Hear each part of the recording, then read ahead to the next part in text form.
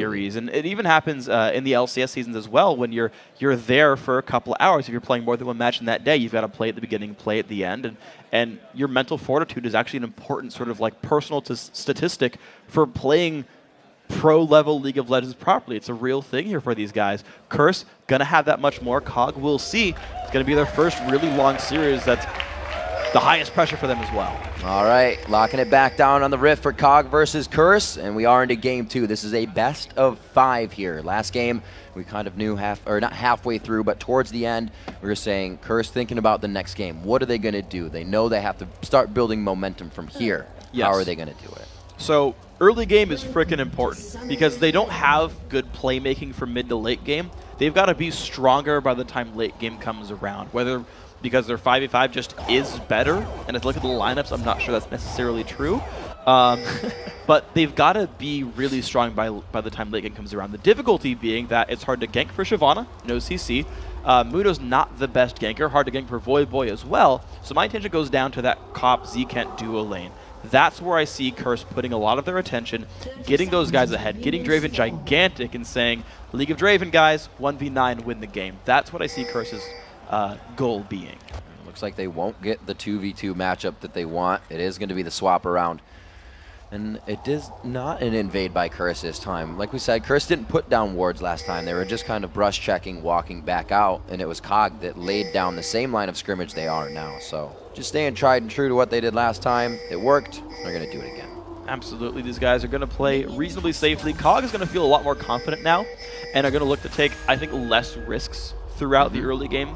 In the rest of the series, if they keep doing as well as they did in Game 1, they have no reason to risk their games on a level 1 because they can just win the games with team fights. Curse, though, I think if they believe that level 1 is a fluke, again, they're not going to go high risk either because they'll think they can outskill their opponents. So in both cases, these guys, very safe level 1s, and then we're going to see how the scaling kicks in.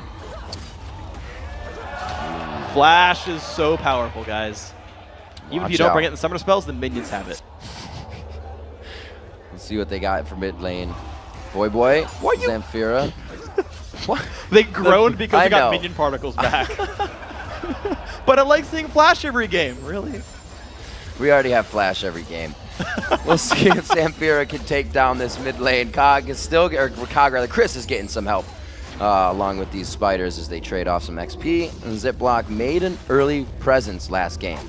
Looks like Cog is going to play this one a little differently, though. They are not just pushing it into the turret, so they are adapting, and they did learn from a mistake very early last game.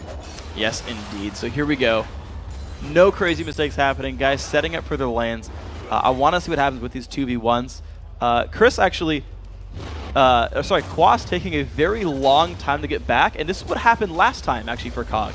Is Quas was missing from the lane at the beginning because he helped take one buff and then walked down and soaked up all the XP on the first wave.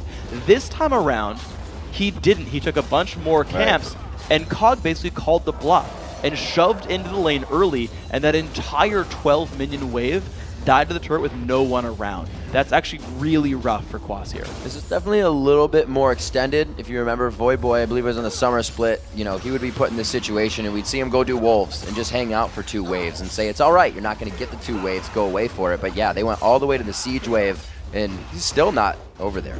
Now returning. It's coming down like in the middle of the Ken wave, that third wave of minions. Now, to be fair, he did get level 2 off of the jungle itself. He took the Wraith camp, he helped get a couple other camps with Dominate. And so, to be honest, even though you don't see Quas in lane for a while, he's actually still in decent shape. It's always weird when you're like, there's no one here at the turret. He's just taking damage and no one's chilling out here. It gets a little complacent, too. We actually saw it happen to Cop and Zkent earlier. We saw a very fast come down from Zipblock on that Vi gank, and they were almost able to get it. Chris was on Riven in the last game, but everybody's playing it very much different this game. Curse a little bit more not to lose this one. Cognitive is definitely working off their momentum for the win. Absolutely here, and I actually like the way Cog are playing almost all of their lanes. You talked about the dual lane a second ago. From Curse, these guys are doing it pretty much properly, and actually this is an interesting choice as we stay on this duo lane. So Curse are trying more to deny Chris than to actually create global pressure from killing the turret off. Now, outer turrets are worth less gold this season than last season. It's about 600 instead of 750. So choosing to deny instead of push has a little bit more sort of relative value than before. And if they can make Quas beat Chris in the mid game, which failed last time, that's a new advantage that Chris has for game 2. Dominate quickly, going back and squeezing out some boots of his big Mundo feet. He wants to get around and snowball these lanes. He was a big presence for Quas last time, but it doesn't seem like they're able to really put that out just yet. We're 5 minutes in, still not seeing that action. The gold lead is really only a difference of a few minions back and forth, and that's coming from those top lanes. Basically here, so no crazy action, no super awesome like hella summoner spells burned on both sides. It's like Curse and Cog both jump at each other in the 2v2 lanes. So instead it's watching the lane matchups play out. And Zamfira again is in the more aggressive lane, but that happens with a low level Vladimir. Instead, here comes Dominate.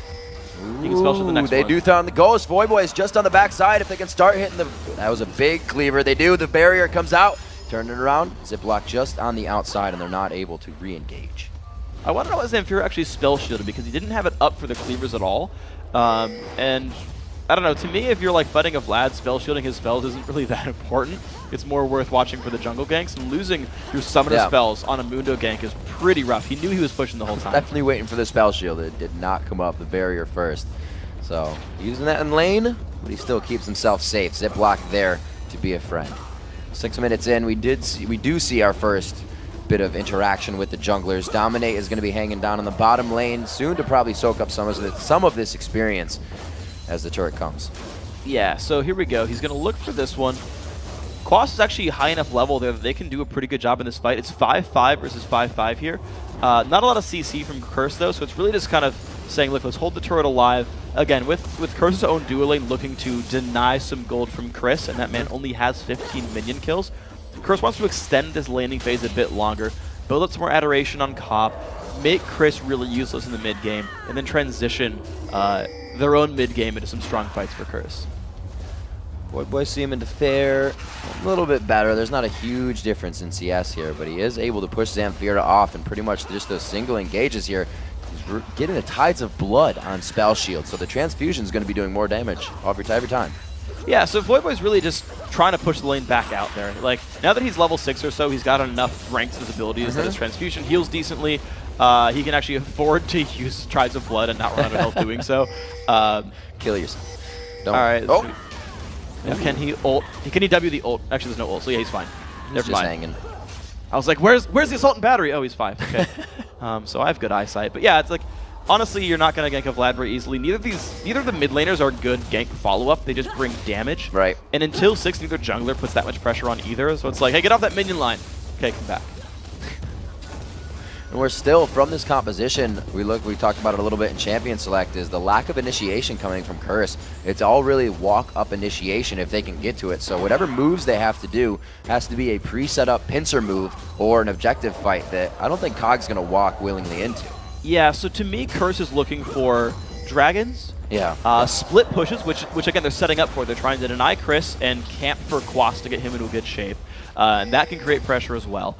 Or they basically look for dragons and barons otherwise, which their team is actually pretty well suited to killing. They have Mundo and Draven there who are going to have really good persistent damage on targets like Baron. And then when Cog shows up, they turn it around and go for the fight. I think that kind of situation can work.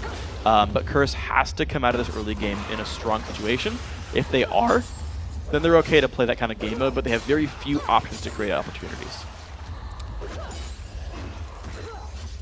So looking at Cog's composition again, you see that they really hover around. It's not even that much of AoE because they had Ziggs last time, but that 1 AP. They like more AD, and they like to hover around 1 AP. They're leaving it on Chris. Last time it was Zamfira, so it seems interesting about their comp. We'll see if Game 3 they reflect that again. It's good for them to always choose a mix of damage output. You never want to run five physical damage champions. It's really weak if you do it. It's very easy to counterpick. You can pretty much go first out of random ones in every champion and then just kind of win automatically. That said, though, Elise still doesn't scale that hard into late game. Even though she does percent health damage, even though he's on a solo lane kind of farm, Elise just doesn't do something like what Ziggs would do or Vlad would do in a team fight. It's just that's not the same level of damage. So even with all that said, Curse can still build a heavy stack of armor and be in decent shape for team fights. Quas eats 2 turret shots right there. A little hungry on aggression, getting antsy. Dominate follows to the bottom lane. He knows if any chance is best, it's now, and they do the Dragon's Descent. Will the Cleaver go over? It does hit nothing here, but he's able to flash, get a nice shot back as well, and Zane King doing a little bit of support. It's just actually really good turn of events for Curse because they got the first turret, they got some summoners burned out of nothing here as well, and with a couple of recalls pretty much forced soon, Curse could also rotate down to the bottom lane because the duo lane for Cog is no health right now.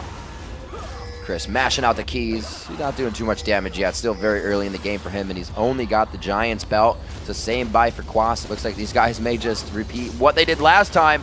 Quas gets hit up 1, 2, 3 on the consecutive stuns. Very well played by Zane. The barrier comes up, but it's not going to be enough, and Quas turns it around. Incredibly well played right there by Quas. Knew he couldn't really run away from it. Went for the fight as well. Void! Oh, just on the outside. Can he get it? Throws down the Hemo Plague. It's going to be the pool. 20% of his HP. It's not going to be enough to get him to dead, but Zamfira runs off of that attack, and it looks like they may want more as Dominate is just on the outside of this one, and he decides not to go in.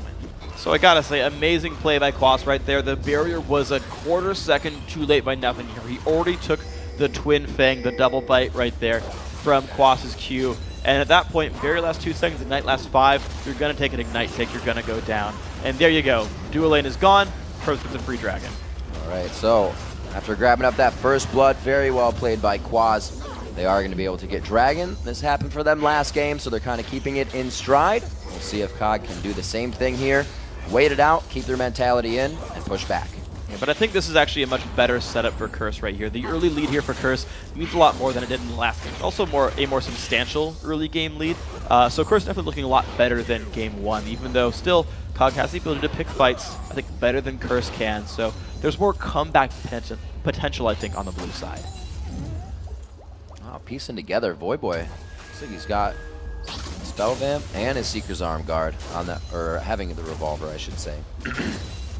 Excuse me. Yeah, so Void's looking to lane pretty heavy right here.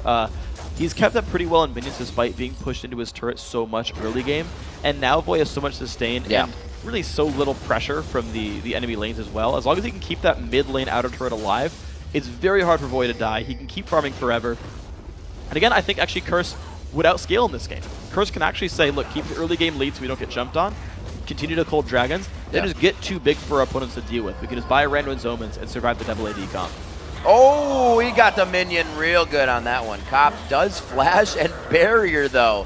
Fancy on the fingers. Yeah, not necessarily quite what was needed. He's actually going to... Everybody's flashing. Lot of abilities used. These guys really looking for fights right here, but none of them found. It's all right. Everyone's fine. Oh, I guess Zane King just got pushed there. He didn't get flashed out, so he saved it. All right, see Vi coming down into the mid lanes. It blocked just on the outside. Void Boy, once he gets that Zhonya's, it's going to be quite tricky. We've seen a lot of champions that haven't been seen in a while played, so approaching the situation becomes more difficult when you can go invincible twice. Yeah, exactly. So the purpose of ganks on this mid lane aren't actually to kill Void Boy because he won't die. Yeah. It's to push him out of the lane, actually. Because you've got a double AD team, and what they do so well is power spike around 15 minutes before major defensive items are really completed, especially on squishier champions like Vlad or the junglers who don't build any armor yet, and get turrets for it. Now, Curse already took that top lane turret from their own duo lane, but the mid lane turret's very low. Zamfira has pushed Void's turret below half. The bottom lane turret as well, very similar situation here, which is why Curse is spending so much effort putting their team down here to protect this, like, almost impending Lucian Leona push. The laning phase definitely going longer in this game. With the turret already being down, there still is very slow pushing happening in every one of these lanes. Less roaming than we still would have thought coming from Zamfira and Void Boy. It's really going to be, like you said, about these fights for the teams. They're not trying to do too much but hold the laning phase steady. And here we go, the first 2v2 we're actually going to see in this match. This is actually very important to see how the AD carries stack up, because last game, Jinx just outperformed Lucian pretty heavily, and I think he had a much better time of it. So Cop, though, has the Bloodthirster done. Same here for nothing here. And basically, this is an important battle, because if Cog wins it, they get a turret, and they control this side of the map for the next dragon. Getting a little aggressive onto Void Boy. He's safe under the turret, possibly. Dominate coming around the other side. Very nice read on the pings. He made sure he was there instantly. They are going to be able to get the turret. Hemo Play goes down. Here comes Quas from the side. He's just out of enough to do his ultimate, and it looks like they get out safe. That could have been very big for Curse. That absolutely could have been good choice there by Zamfira to pop the Sivir ulti. Problem is now Curse is so low on health, or sorry, Cog's so low on health, Curse gets to counter push what was otherwise a really good choice by Cog, but it's going to go 1 for 1. even though Cog had a significant turret health lead, it's just an equivalent trade, which is still better for Curse here. Very quick pressure there. Those few pings lead to the mid turret, and that was really Cog's move. Curse was just ready to counter it. Exactly. That was a good set of rotations right there. Well played overall by Voy and Dominate just to buy a little bit of time, get the team in there, and then just pull the rotations down to get the counter push. And because they got some damage onto those guys from Cog, they made them leave the lane and just leave that opening here. Cog still has some other turrets they can pressure. They can still dodge the 2v2 lane and push something with Jinx, or sorry, with Lucian, or they need to actually win that 2v2 matchup with a jungle gang. Where do they want to go from here? Let's take stock. 15 minutes looking at these inventories. The death going on to nothing here. Remember, Quaz doing a 2v1 in the bottom lane to grab that up. This turret may be going down as well. It's going to be good gold going in the favor of Cog. It puts the turrets at 2, and the gold is about 1,000 to 2,000 now behind. And there we go. So Cog finally getting themselves back in a little bit more. They finally took the outer turret down. Dragon in a minute and a half, though, is, I think, really the important next tell. I don't imagine guys really trying to force things much later than now until Dragon comes up. In-lane fights are fine as long as the teams have ward coverage. Problem is, Curse don't know anywhere Vi might be.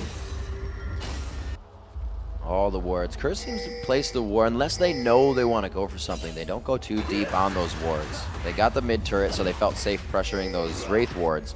But as of right now, they just keep themselves on their side. It seems to be working at this point. Looking for Ziploc on the side, and they're not going to get anything out of it. They're really not right now, honestly. They're looking for it. Like, the 3v3 is okay. It would actually be pretty decent from Leon and Lucian overall. It's not a bad fight. You've got a lot of burst right there. You can bring down a squishy target. It's really on Curse to play it properly to get out of that battle. But Cog starting to unlock the map. 2 turret kills on both sides. I really want to see how the top lane matchup plays out, though, because we haven't seen these guys fight yet. And that's going to be another very important battle, is can Quas out-sustain Curse's harass and win that fight? Because the team that has the better top laner gets to basically use that to create openings. Things going down towards the Dragon from both teams right now. They already have pink ward coverage on the side of Curse. Looks like that actually has just gone away. There we go. Placing out of the second one. And Curse is in really better shape right now. You have seen that Curse hasn't come down until just now, right on the Dragon respawn. If Curse knows this, it's a 5v4. They can just sit there and face tank and say, you won't fight us, you don't have enough people. Another turret, yeah, big turret in their favor. Another Dragon in their favor. Yes, the smite does not go to Ziploc. He Qs in and flashes out as they get their best attempt on grabbing that Dragon. So 25,000 to 22 now. Curse slowly building their lead, but they're acting on things this game. They're not patiently waiting for Cog to come to them this time. And it's smart of Curse to go for Dragons the second they spawn. They've got them timed out. They know to set up before it ever spawns, make sure they're already there to deal damage when it does come up, start flapping its wings. Because Curse needs to just keep pushing these gold leads as quickly as possible and basically strangle all the options away from Cog. Cog are kind of still waiting for something to do, and Curse aren't giving them any openings. Only a few sweepers picked up a little bit ago as the trinkets really overused in this one. So many wards on the map. Quaz finding himself a little out here. Used the Dragon's Descent, but he gets the Vault Breaker, Assault and Battery to come in on the follow-up. And it looks like he may be going down here, though. No, he's getting away. It's going to be one last flash. He does not have it.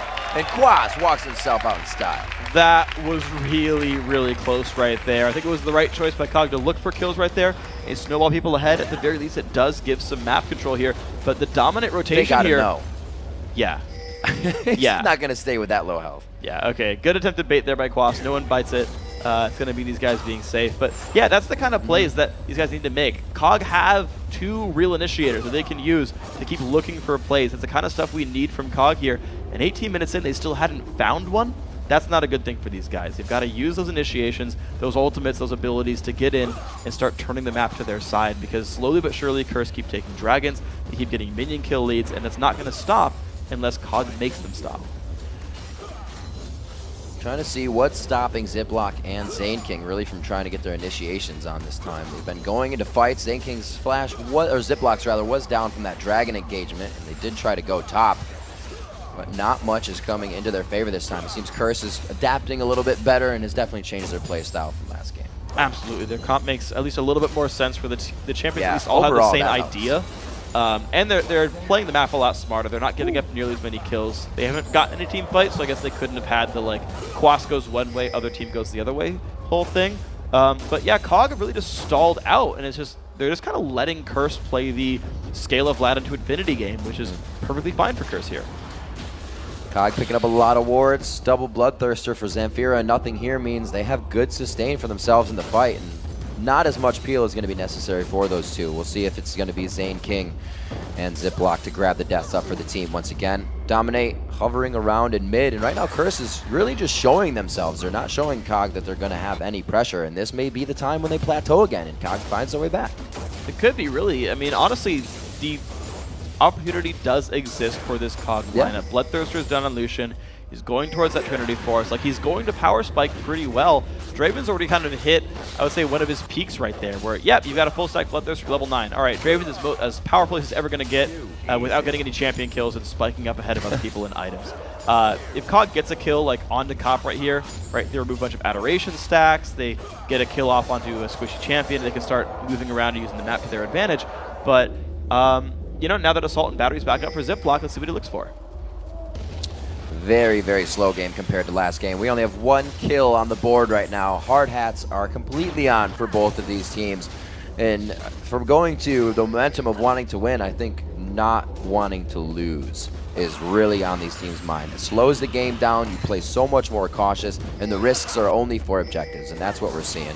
Dominate, a little bit of damage here, but he should be able to pinch in Chris. This is what we said they need to do. Come from the side, but it seems to be completely countered in. The execute, but it's not going to be enough on the regen. Oh my god, he lives, and it's going to be Quaz going on the 2v1 now. But here comes Zamfira as they come out of the woodwork. He is not able to get the kill, but everyone lives. And Chris had to be really careful about this dive.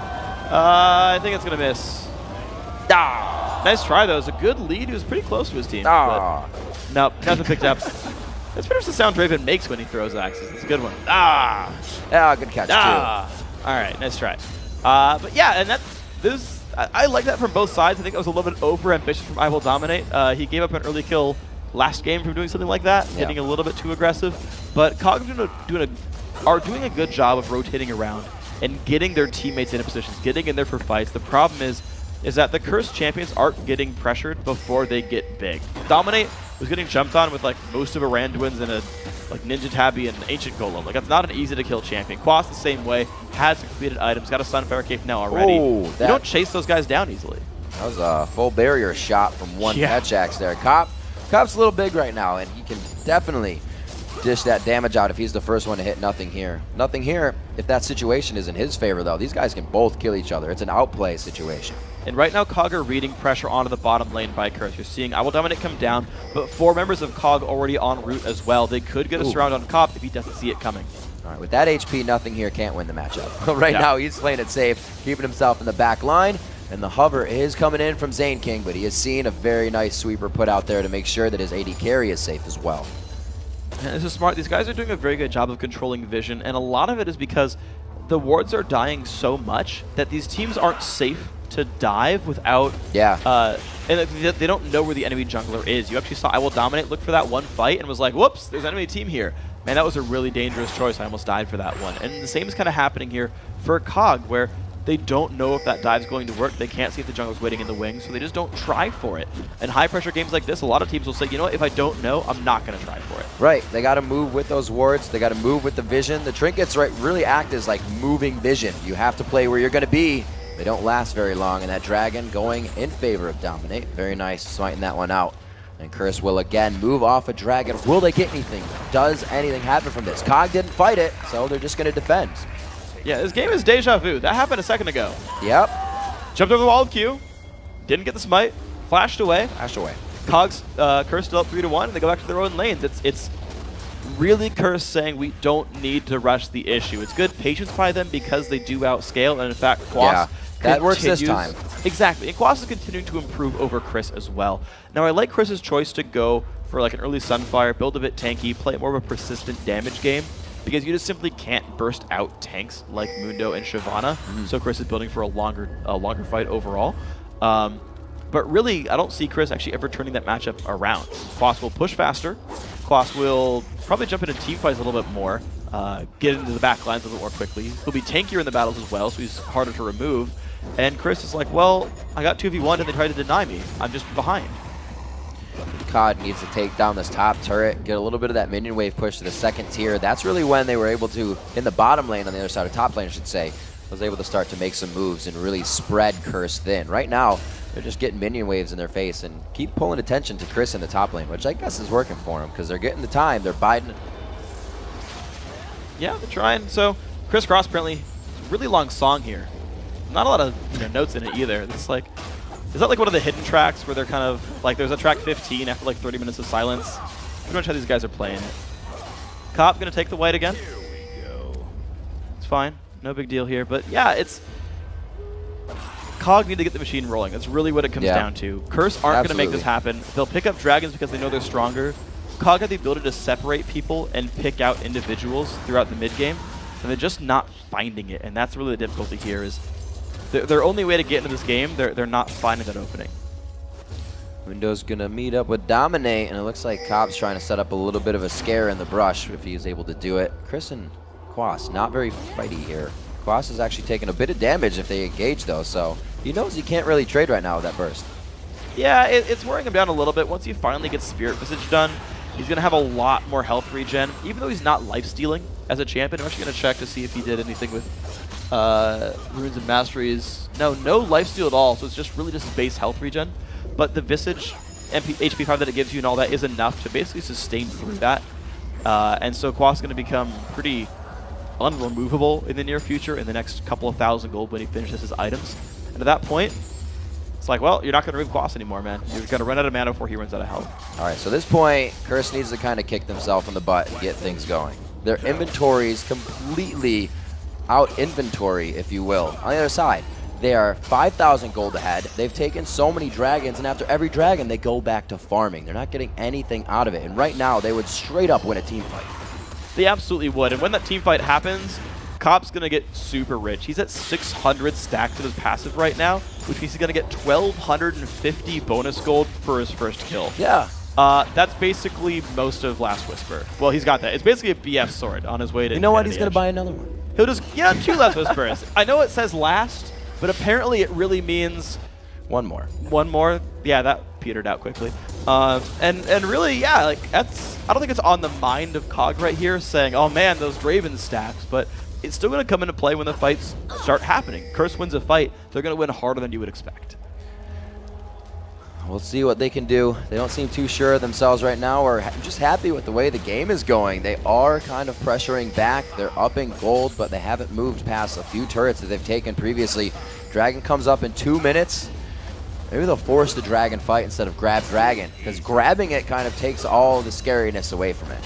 Having it there is what they need to engage the fight. Exactly, and for COG here, they need to actually be there in time. They showed up late to dragon both times, basically. Second time, they weren't even, like, they just had to look for a steal and not even get a team fight. COG needs to know the timer, and they do. They knew the timer both times because they tried to steal and couldn't quite land it. COG can be in position, spend a bunch of time and effort getting ward control and saying, look, we're going to pick the fight, we're going to separate one of you, burst you out. Again, my choice is probably Cop here. He's the only easily killed champion on the Curse lineup. And say, okay, well, no persistent damage. We can continue from here and win the fight with our AD carry.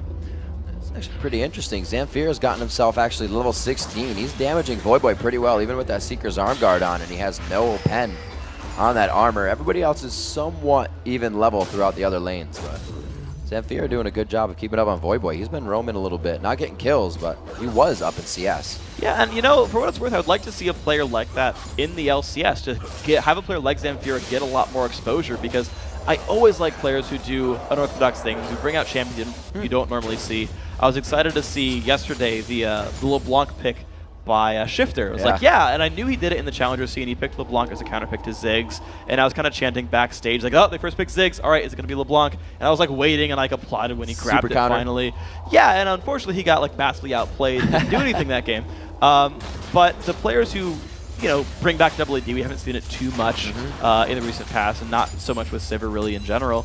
The players who bring in things like AP Lulu mid, it's like, that's cool to see, right? He's forced 2 Kog'Maw bans already. Like, That's cool. That's fun to see. And when you get players like Chris who force ribbon bans, and if Zane King proves to be this god tier Leona that forces bans, suddenly those unorthodox picks start showing up because you can't ban them all out. I don't like this. Cog is going to the back of Dragon to try and take it away as Curse takes it, so it doesn't look like we're actually going to get a fight out of this. Wait, maybe? Yeah, so Chris came down first. That's the important thing. You have a very small window and massive ward coverage, actually, by these guys, of Cog being there a little bit first. Now, the problem is there's no turrets to pressure around this area except that bottom lane. So Curse can kind of force Cog away because the bottom lane turret can be pressured. Cog don't really have that same luxury here. All right. Ziploc has flash up. Third time's a charm. Will he be able to queue in and flash out with the Dragon this time? Nope, Cobb gets it. So they try again from the backside. Will they pressure after this? 4 Dragons. Gold is now 7,000 or 6,000 in the lead as Cog crests 40 grand there. And now we're getting a push down mid. And I don't think, yeah, they have a wait. Yeah, now that they've got double Randuin's Omen and a Thornmail completed, their front line can dive turret successfully. Dominate's going for a Thornmail next, maybe a Sunfire. I would expect Thornmail though. And these guys, like, Curse have finally unlocked the point where they're like, screw it. We don't have initiation, but we have guys who can't dive, so just walk at them until they fall over. They've got a big enough gold lead, 15% right now, that's enough that they can do this now. They can just walk into them with their faces and just like, yeah, just dive. Zamfira not really letting him close to the turret. Static Shiv Sivir making it quite easy to clear out those waves. So with what they have, it's going to actually be hard for Curse. Like you said, they're going to have to go straight under and around those turrets because they're all melee once they get to it. And that does make it a pretty big difficulty, yeah. But they're grouping up towards the mid lane. Like, you're seeing these teams look for fights! Boy gets locked up. There goes the W. He's down in the Sanguine pool. The Zanyas is going to come out completely after. All the ultimates combined into one area, and it looks like Cog is losing their HP bars quickly here. Zkank to the back line. A beautiful shot coming from nothing here, but it's Boy turning it around. Tides of Blood brings in 2 kills for himself. It's going to be Zane King, still alive with a sliver of health, but he goes down valiantly with a kill under his belt. But it's going to be Curse finally coming out on top. Cop lives with a sliver of health, and Quaz is going to chase down, waste, and bite through the barrier of nothing here. Beautiful job right there. 5 for 1, and Cop now has 3,800 gold in his inventory, cashing in on the League of Draven right here. And Kurt's gonna say, all right, let's start getting some objectives for this, and it explodes. 2 turrets going down. Boy with Zhonya's and Sanguine Pool. He got such a late ult off, but he burned so many cooldowns on himself. So much of the initiation went onto Voyboy. Solar Flare blocked by a Zhonya's Hourglass. Watch this. So Voy gets jumped on. Now, he doesn't have time to actually cast his ulti. The quarter second would let him die. So he pools first, and he's going to actually Zhonya's immediately afterwards. Still doesn't get to do much, but survive. But when you engage with double AD and go in really hard against double Bruiser, like what Curse has, those guys start burning you out, and you saw that there. Quas and Dominate took a whole bunch of damage as the tank line and just worked down the rest of the lineup. Double invincibility. They chased down Voidboy thinking they were going to get that kill, and the Zanyas kind of turned the page in the book, and it was a choose your own adventure, and Curse was the one to choose where it went. So 6-2 on the board now, 10,000 gold, and now it's in Curse's mind that they are ahead in the game, and I think they're going to be making a few more moves faster. Yeah, these guys are absolutely in control. Speaking of making moves, Voyboy picked up Distortion Boots so that he can ghost and flash more often. Beautiful segue. And of course now Baron going down as well because these guys just have control. Cog finally took a fight, and it was a disaster for them. They waited too long, and Curse outscaled it. They've got a gigantic Vladimir now on the map. This is Curse playing their comp right and saying, all right, we're going to out-team fight you. It'll be very interesting to see how Cog reacts now. We saw them in a game where they were very far ahead, really dictated the pace of the game. They were in the driver's seat, but now, how can they come back? Or is Curse going to do the same thing? They're trying to bring the medicine that Cog gave them in game 1. And you know what? They're dishing it out quite well right now. After the Dragons, they've started to aggress. There we go. So a well-controlled game after the Baron, after the Dragons, all of that stuff. They're like, yes, give me your inhibitor. Now let's reset and take the rest of your base right here. These guys have just picked up all of their items. Of course, the Infinity Edge being done for Cop is just massive. Nothing's going to stand up to him. Ziploc just doesn't have any real tank stats yet. No Randuin's done. Chris still going half and half between tankiness and damage output. None of that's going to stand up to Cop's Draven. And look at them all just pouring out of that Wolf area. They were waiting for a pickoff. Chris wanted to go to the bottom lane to see if they had or could get any vision, which they're starting to put down and regain their jungle. But it's not going to be much. They are completely on a chain for Curse right now, and they have to go wherever they go. Let's see what these guys can do then. So Cog definitely need to pick off. Problem is there's no reason for Curse to split up in any way. Like Cop, like yeah, getting rid of the minions up in the top side is fine, and it's a bunch of gold. And he has 2 wards that cover the only ways he could get ganked. Unless right down there in the bottom left is a Fnatic brush. He's not going to go near. He's like, they could be there. I've seen this replay before. So the only potential gank that could have happened on Cop, he dodged. So that was a pretty safe push up top. But yeah, Curse can group as 5. And I mean, they could face tank a turret. Even splitting up is a chance for Cog to get a random kill. This vision is so critical that they just placed down. Knowing that they are, or Cog rather, is nowhere near their base. They have like a zip line of wards going right across the front. So no engages are going to happen that Curse doesn't want. They get turrets all across the map with the objectives being down, and they're going to start picking up a little bit of potential gold that's just been sitting there. Yeah, they really are. So there we go. A little more money, even though Curse don't completely need it. Cog, you can just see how afraid they are. They push up mid and say, wait, I see Void Boy. No 1v5, please. Let's just get the heck out of here right now. And it's Cog, taking what they can. They're looking to take some, they're getting the red buff, they're getting the minions that they can kind of go for. But Cog this entire time, all they've been doing all game is basically being pensive and saying, what? I don't think we can do it yet. Now, to be fair, they're waiting at the Baron buff, and that's smart. You don't really want to try to make plays against a team with Baron, and Curse taking a really long time to actually go for a fight here. They're not really using their Baron to do much. But Cog, this is a little bit of tier 2 race here. We're going to get some damage down. Mundo is coming back. The turret's dropped a little bit slower, so they're definitely not going to progress to that. Inhibitor turret is fast. It's going to be big. Quas uses dragons. Get it out. And the inhibitor is going to follow after. He is a little scared to go back in. Still pushing right now. This is a bit of a base race, and Cog has to turn around and defend it. Cog, they are going to be able to go into the fight. Very nice Draven ulti coming all the way from Cop down to the left side. And it looks like Cog is running for their lives right now. Void Boy is under. The Hemo Plague is down, and he's going to amplify that transfusion damage along with Tides of Blood. Nothing here. The Cleaver to come out. A great flash and a shot back, but will it be enough? He turned and did that. Can he turn and click the red buff on? I don't think it's going to be enough. Cop Nexus turret. Cop second Nexus turret. Zamfira's coming. Looks to be going on the Nexus itself. Zamfira is there. Zamfira goes down in the fountain. Cop gets all the reward gold, and Cop takes the game for himself in 37 minutes. Draven wouldn't have it any other way. The game is all about him.